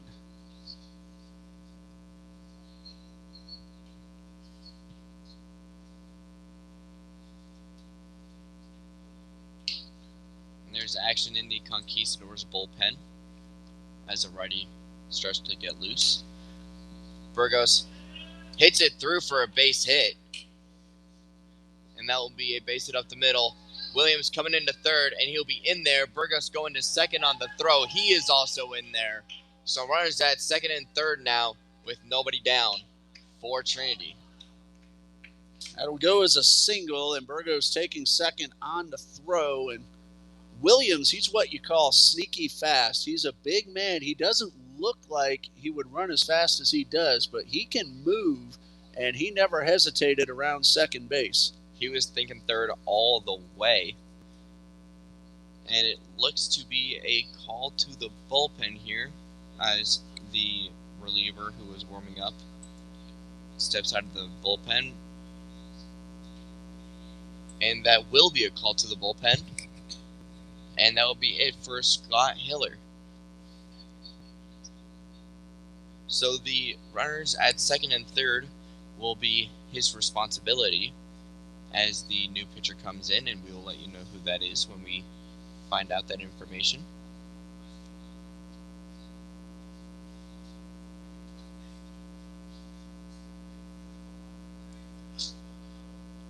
And that will be number 8. And that will be Nicholas Gioia. Looks to be Nicholas Gioia. I'm sorry if I'm mispronouncing that name. He has 16.2 innings pitched, a 9.18 ERA, 2 wins and 1 loss, 1 save, 23 hits in those 16.2 innings, 18 runs, 17 of them earned, 7 walks, 17 strikeouts, with 4 doubles, a triple, and 2 homers, and opponents are batting .333 against him, along with 4 hit by pitches. Meanwhile, the Twins lead the Reds 4-2 in the 7th. Cubs lead the Mets 4-1 in the 7th. Pirates 2, Rays nothing in the 3rd. White Sox lead the Athletics 1-0 in the 2nd. Washington over San Francisco 1-0 in the 1st. Brewers at Marlins just underway. Brewers did not score in their first at bat. Tigers at Fenway, no score. And the only final so far, Yankees 13, Royals 4. And the Yankees scored 13 runs on 11 hits, which makes me happy as a Yankee fan. If they can straighten out that pitching staff, the Yankees could win a whole bunch of games. As we know about their offense, Judge Stanton's hitting. Wells looks like he's starting to hit now. McMahon's not going to hit .350, but he makes contact. He does things to win the game, his glove especially. Get that pitching sorted out, and the Yankees will be fine. And Bellinger had a 2-homer game today. And the starting rotation looks really good. We don't have Garrett Cole or Carlos Rodon in the rotation yet. So once they get back, the rotation will look like Cole, Fried, Schlittler, Rodon, and then Will Warren and Luis Hill will have to fight for that number 5 spot. But the piece that scares me the most is the bullpen, because this is not the Yankees bullpen of the late 2010s, where if you went into the bottom of the 8th and you were down, you knew that you were losing that game. Yeah, no more Dylan Betances and Mariano Rivera. And no more Zach Britton, no more Aroldis Chapman before Jose Altuve broke him. 2 balls, no strikes to Dominic Gattinella, who was hit by a pitch with the bases loaded in the 6-run 4th. So he got an RBI the hard way. Fly ball into right. That ball's going to get down and roll up against the fence. Williams will score. Burgos had to make sure the ball wasn't caught, so he will stop at 3rd. It's an RBI double for Gattinella, and it's 13-0. And these Trinity bats are red hot right now, putting out 13 in 4 innings.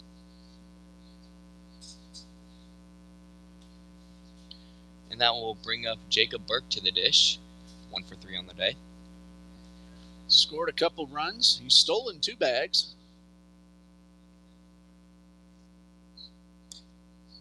First pitch in there for a strike on 1.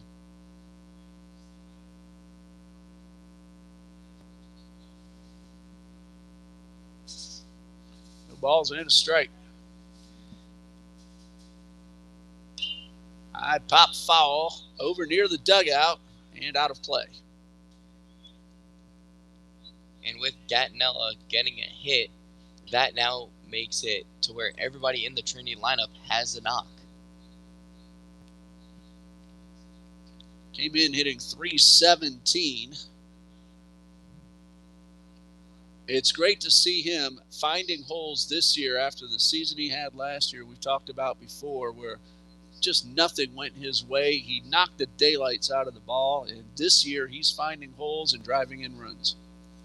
And that's going to happen. You just have to trust your approach and trust that things will even out eventually. And this season, it looks like it's evening out for him. 1-2 pitch to Burke is hit on the ground to short. And no throw will be made as Gattinella went to 3rd, seeing that there was nobody there as the 3rd baseman came over to try and get the ball. Burke hustling down the line makes it to 1st. And there was no throw on the play. So that will go down as a fielder's choice. That's a base hit. There was no throw to 1st. They had no play at 1st. Thank you for correcting me. But it is now a 14-0 Trinity lead. As that pitch is grounded to 3rd. On the run and throws out. Tyson LaChapelle is Jesus Sosa. That'll be an RBI for LaChapelle. As a run scores on the play. It is 15-0. And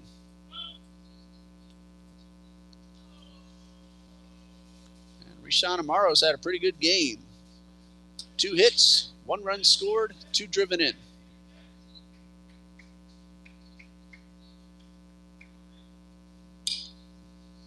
Ground ball towards second, should end the inning. The throw to first is Beats not the in throw. time.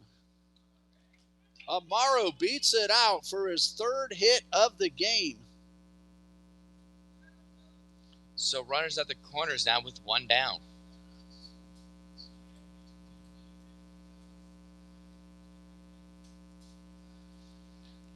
Brings up Marquinez Jr. Brown, who has driven in 3 and scored 1. He's 2 for 3.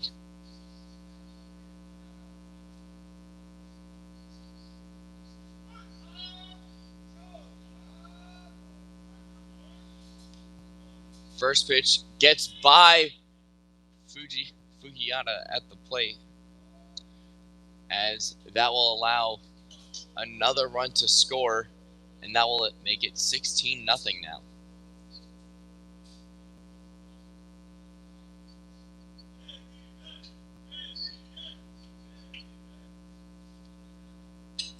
In Junior, he likes to swing for the fences, and in a 16-0 game, I wouldn't be surprised if that's what he's going for right now, as the 1-0 pitch gets in there for a strike,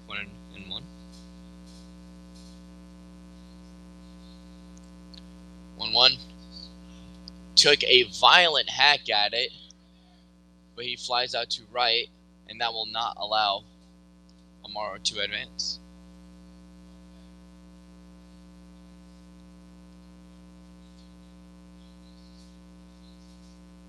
Brown chuckling on his way back, knowing that he barely missed it. Hit that one a long way to the opposite field. Logan McGann has scored twice. He is 2 for 2 plus a walk. First pitch misses for a ball, 1-0.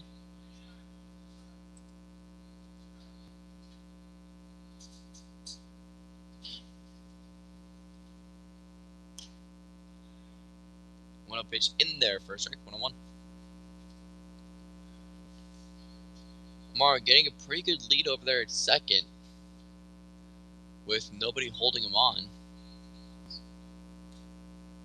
as the 1-1 pitch is downstairs for a ball.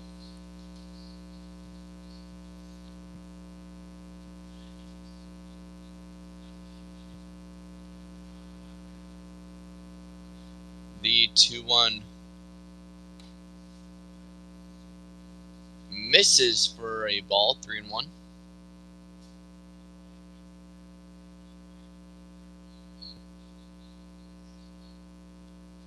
The 3-1 pitch to McGann swung on and chopped weakly at second.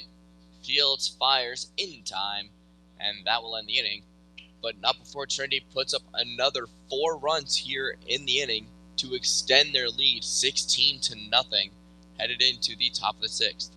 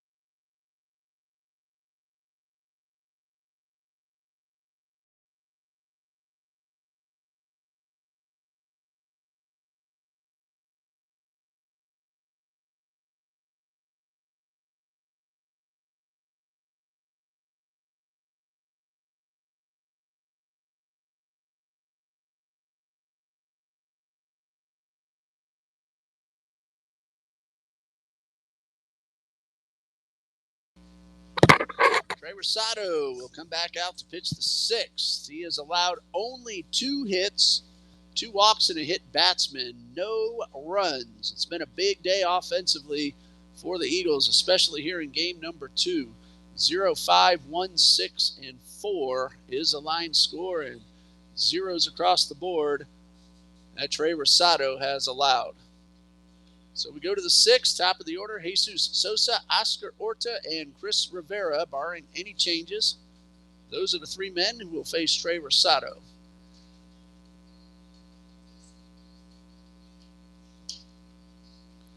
Here comes Jesus Sosa. 0 for 1, drew a walk in the third.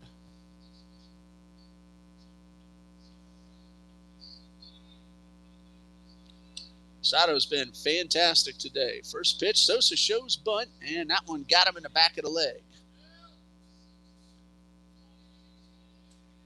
That's a second man that Rosado has hit. And that's his 73rd pitch. Not a tremendous total, but Rosado usually goes a few innings at a time. This is his longest outing of the year. Oscar Orta flew out very deep to right last time up. Ball caught at the track. Shows bunt and takes a strike. He also lined out to first. And Rosado slipped on the mound again. Rosado slipped on the mound again. So yeah, that happened after his first pitch of the game. And a couple times he's had to try to straighten out that mound. Runner going. And weakly hit.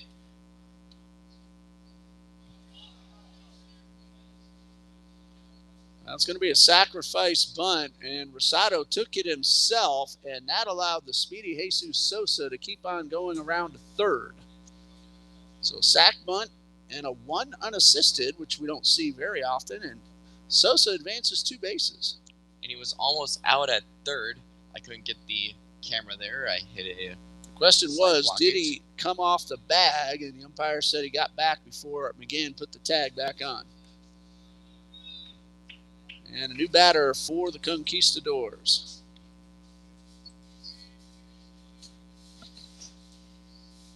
Oh, my mistake, Chris Rivera. That pitch is hit high and deep to straightaway center field.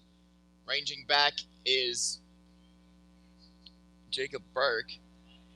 And that pitch will be at the bottom of the wall, and that will be a ribby double for the Conquistadors. And that kills the shutout, and it is now a 16-1 ball game as the hit by pitch comes around to score. And with that double was Christopher Rivera, who has 2 hits in this game. And you start to wonder about fatigue for Trey Rosado. His longest outing.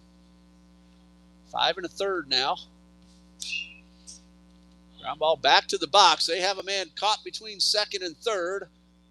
Rosado does the right thing, runs him back to second. 1 flip to Amaro, and they apply the tag on a 1-6 putout. Smart baseball by Rosado. Instead of just instantly flipping it over to first, checking back the runner, realizing he was caught up in no man's land. Right. Fielder's choice. And Rivera tagged out. 1-6 and 2 outs for Kanjiro Fujita. First pitch to Fujita's in there for a strike. 0-1. Rosado played that perfectly. He got in front of the runner heading toward third and worked him back to second. LaChapelle covering the bag, so there was really nowhere for Rivera to go. Ball and a strike. Swing and a miss, and a big rip from Fujita.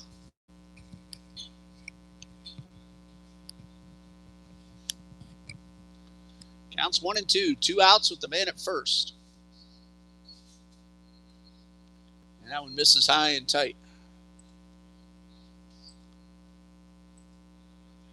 2 balls, 2 strikes. messing with the mound a little bit, making sure he doesn't slip on this next pitch. Yeah, it has to be hard to do because that's carpet there. You can't really get directly to those rubber pellets. 2-2 pitch, hit on the ground, too short, flips to second, and that will end the inning. But the Conquistadors score a run, eliminating the shutout from Rosado. Rosado begging for one more inning, gets told no. So we will see a reliever in the top of the 7th as Trinity leads it 16-1.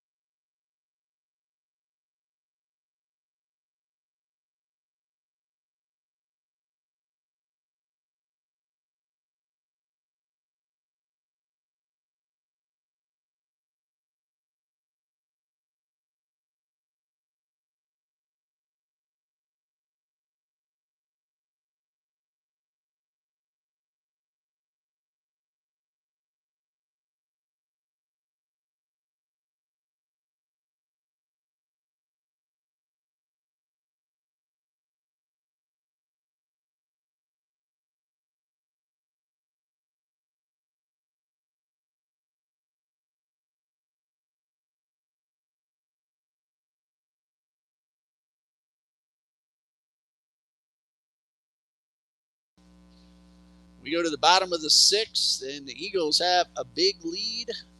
And the top of the order due up: Larson Lott, Gavin Williams, and Gadriel Burgos, barring any changes. And we will have a change right now as Coach Copeland sees an opportunity to get Austin Zala a chance to swing the bat, so he will bat for Larson Lott.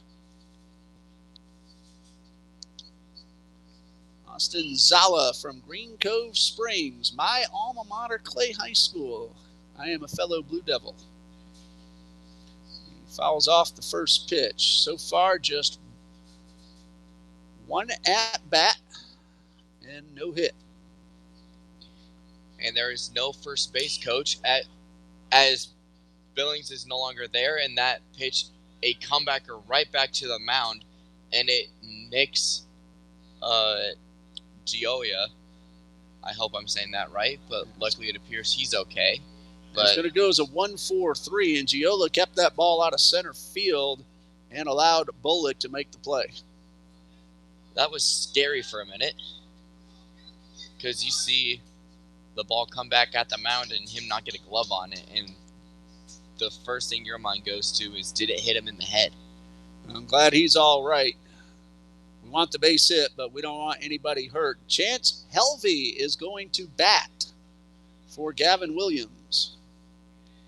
It appears Bill is indeed out there at first. So we will have somebody coming into the game in the top of the 7th, but it will not be Drew Billings.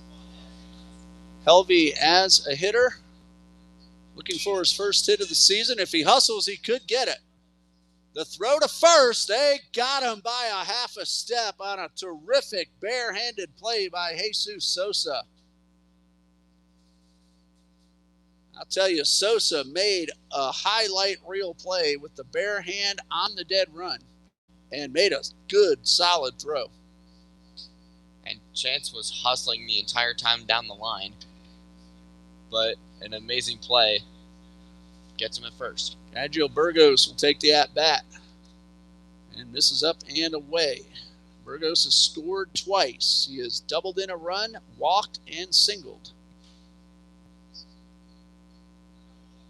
1 ball, no strikes. And the pitch. High pop foul, out of play. Counts even up at 1-1. We're going to be saying Coach Drew Billings before long. He's a senior, ready to graduate. The 1-2-2 Burgos. Low, 2-2. And he's also done some games with me. Football back in the fall, a couple of baseball games as well for the Trinity Christian broadcasts. And if he doesn't coach, he might announce, because he is really good. So you got some competition there, Andrew. Oh, gosh. I thought I had job security, but turns out no. You could both be well on your way. 2 balls, 2 strikes. Now to Gadriel Burgos. But wherever Billings does end up, we all wish him great success. And he's going to be good at whatever he does. He's interning with the academy in the classroom. He's very well liked by the high school students. Burgos takes one off the ankle. And he's going to walk on down to first. The dugout is yelling at him to run down the line. Burgos looks back laughing. You're up 16-1. Why not have some fun with it? And another new man for the Eagles, batting for Gatinella. Got a number 24, whom I do not recognize. You know, some of the players, they'll wear a different number based on what color, because just the uniform situation. It is Angel Perez, which I should have recognized because I have seen him wear 24.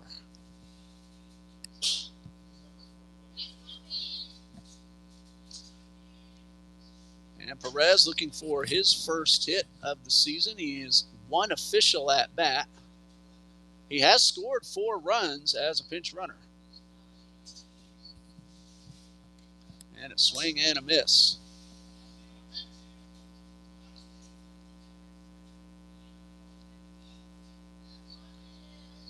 Burgos, the runner at first. There are 2 out. Now we'll have to see who takes the field in the 7th.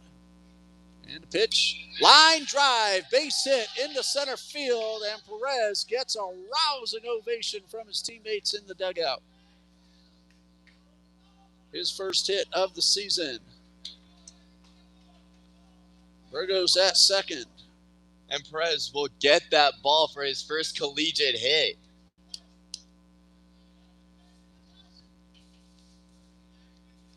And Jacob Burke will step in.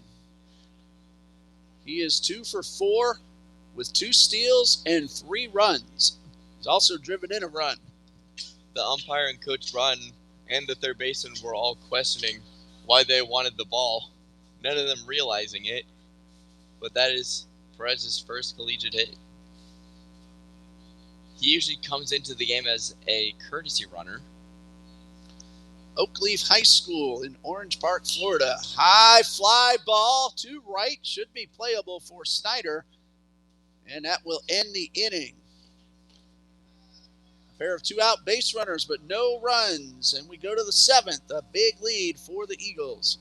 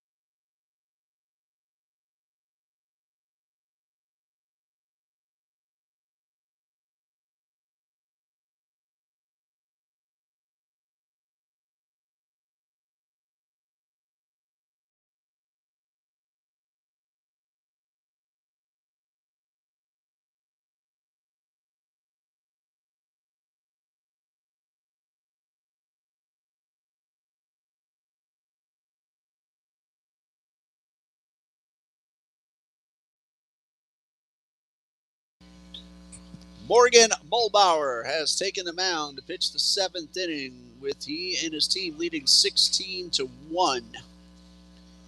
Trey Rosado in line for the win. 6 innings, just 1 earned run on 3 hits. It's good to see Seth Reeves out there throwing the ball, and he told me yesterday that he could possibly come back. He's hoping to be able to play against Payne next weekend. That'd be great. The second baseman, left-handed clutch hitter. And Trace Hoff is going to second base. Now, we had some pinch hitters, so we'll see who else may take over on the field. But Angel Perez is out there in right.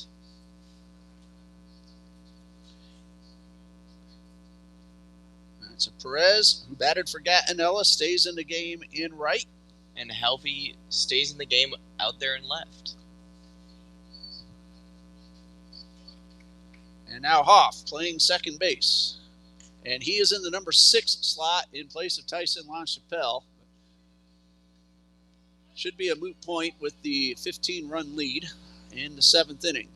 Trinity won the first game 5-4 in walk-off fashion thanks to Gadriel Burgos. They won yesterday 8-3. Morgan Mulbauer makes his 5th appearance. Chance to get him some work. 2 innings pitched. He's had some trouble. 4 earned runs. And his first pitch is low and outside to James Snyder, who is nothing out of 1. Walked his last time up.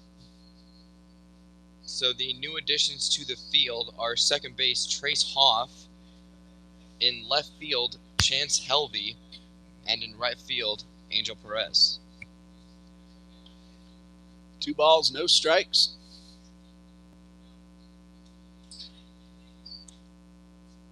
And that one just off the outside corner. Brown tried to frame it but didn't get the call. Mulbauer just needs to throw strikes. And he does on that one, and it's 3-1.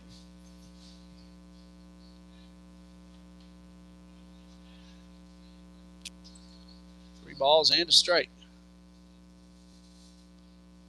High fly ball down the left field line. Helvey will make the catch near the corner. 1 away. So Helvey, a new addition to the field, immediately makes a impact on the defensive end. He's throwing left-handed. He has the double glove on his right hand. Remember, he pitched right-handed yesterday. Did a really nice job in 3 innings. And he's playing left field left-handed today. High fly ball by Dabian. Right field, Perez makes the catch. So they get at-bats and they get chances to make plays in the outfield. And Mulbauer, 1 out away from a 1-2-3 inning. Not a save situation. Still a good outing. And now the dugout joking with both Chance and Perez getting some action in the field after recently coming into the game. Telling Hoff over there at second base, heads up, this ball's coming to you. And the first pitch from Mulbauer is hit on the ground. Burgos lets it stay fair, and that will end the ball game. Trinity wins it 16-1 off of a couple of big innings, and they get the series sweep up against Florida National. Final score here, 16-1. Earlier today, 5-4. Yesterday, 8-3. So the Eagles are now 17-19 on the season. Remember, they were 8-16 not too long ago. They are 7-5 in South Region play. Florida National now 22-19 overall. They are 7-4 in conference play. The winner is Trey Rosado. He is now 1-1.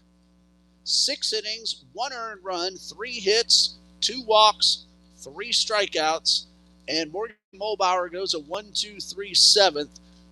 Julio Amoedo takes the loss. He is now 4-2. A whole lot of runs scored for the Eagles in this series, and they played some terrific ball against some very good NAIA teams. That's what you want to do heading to the end of the season and into the South Region Tournament. Yeah, you want to carry this kind of momentum with you for as long as you can and possibly ride it into the tournament, going in there feeling good, having a couple wins on your back. And to your point about the offense, and Trinity scoring a lot of runs in this series, 29 runs scored in the series in these 3 games. And Trinity looks to win the next series before going into regionals. The final series of the regular season next Friday and Saturday, a 4 p.m. doubleheader against Payne and a 12 o'clock single game also against Payne. Andrew, exciting times here at Trinity College of Jacksonville. Go ahead and take us home. My name is Andrew Tomasoni, here along with the one and only Mr. Ray Bureau. Eagles sweep the series against Florida National, and as you can see, Victor doing a little sweeping motion with the bat. And that will do it here for this broadcast on Trinity Sports Network. Fly, Eagles, fly, as we sweep this series.